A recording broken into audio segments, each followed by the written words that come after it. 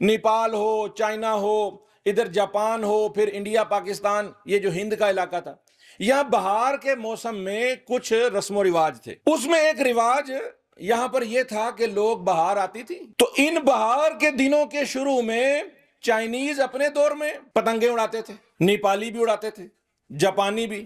پھر جب چائنیز تاجر انڈیا پاکستان میں ادھر ہند میں آنا شروع ہوئے، ہندوستان میں آنا شروع ہوئے، اپنی تجارت کے ساتھ اپنی تہذیب بھی لائے، ڈوریں بیچیں، گڑیاں بیچیں، ہندو منانے لگے۔ ہندوؤں نے دیکھا یار ہمارے بھی دیوی دیوتا ہیں، انہوں نے اپنی ایک درگا دیوی کے ساتھ اس کو خاص کر لیا کہ دیوی خوش ہوگی، ہم بھی چڑھائیں، ہم بھی منائیں۔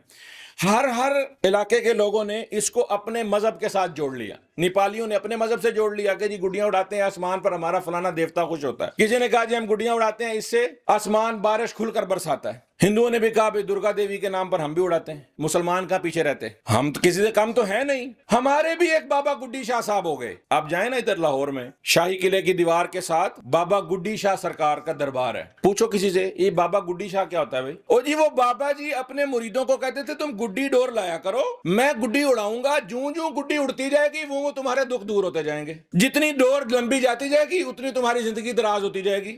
لو کر لو گل۔ ہم کہتے ہیں یہ ہندوؤں کی رسم ہے، ہم کہتے ہیں یہ بدھوں کی رسم ہے، یہ کہتے ہیں نہیں یہ تو اسلام ہے۔ دیکھو ہمارے بابا جی نہیں مناتے تھے۔ اور بھائی اللہ کا قرآن، ہمارا دین، وہ ہمیں یہ سمجھاتا ہے، بنیادی عقیدہ سمجھاتا ہے کہ کوئی بندہ تمہارے دکھ درد دور نہیں کر سکتا، کوئی تمہارے نفع نقصان اس کا بندوبست نہیں کر سکتا۔ وہ ہم نے تو گھوڑے شاہ، ہم نے تو فلانے شاہ فلانے شاہ۔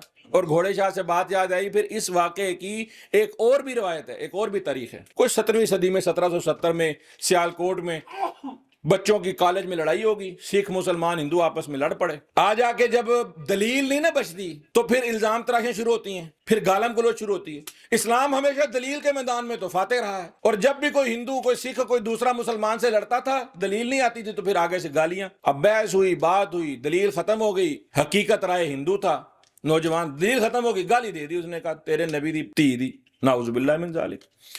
سیدہ فاطمہ کی شان میں گستاخی کر دی، مسلمان تھا، خون کھول اٹھا، اس نے گردن اتار دی، مقدمہ چلا، سزائے موت ہو گئی مسلمان کو۔ انگریز، اس وقت کو ہندوؤں کا راج تھا، کچھ انگریزوں کا تھا۔ لاہور کا گورنر تھا پنجاب کا زکریا خان، اس نے کہا نا حرمت رسول کا مسئلہ ہے، میرے نبی کی بیٹی، اس کے گھرانے پر، میری نبی پر جس نے کوئی بات اٹھائی اس کی گردن ہم ماریں گے ہی ماریں گے، ہمارا مسلمان اس کے بدلے میں نہیں مارا جائے گا۔ وہ خیر وہ کیس اس طرح سے چلا، وہ حقیقت رائے کی، اس کے مرنے پر ہندوؤں نے دکھ منایا۔ لاہور کا ایک جو تھا ہندو پنڈت، اس نے یہ جو یونیورسٹی ہے UET، اس کے گراؤنڈ میں سکھوں کا کالج ہوا کرتا تھا، اس سکھوں کے کالج سے جگہ لے کر وہاں پر اس نے ایک مندر بنا دیا حقیقت رائے کے نام سے، اور ہر سال بسنت کے موقع پر اس نے کہا ہم حقیقت رائے کی یاد میں یہاں گڈیاں اڑائیں گے کہ ہمارے حقیقت رائے کو مسلمانوں نے قتل کیا تھا۔ اب بھائیو اس میں ہمارا مسلمانوں کا کوئی عقیدہ، اس میں ہماری کوئی تہذیب اور کوئی چیز ہماری اس بسنت میں شامل نہیں۔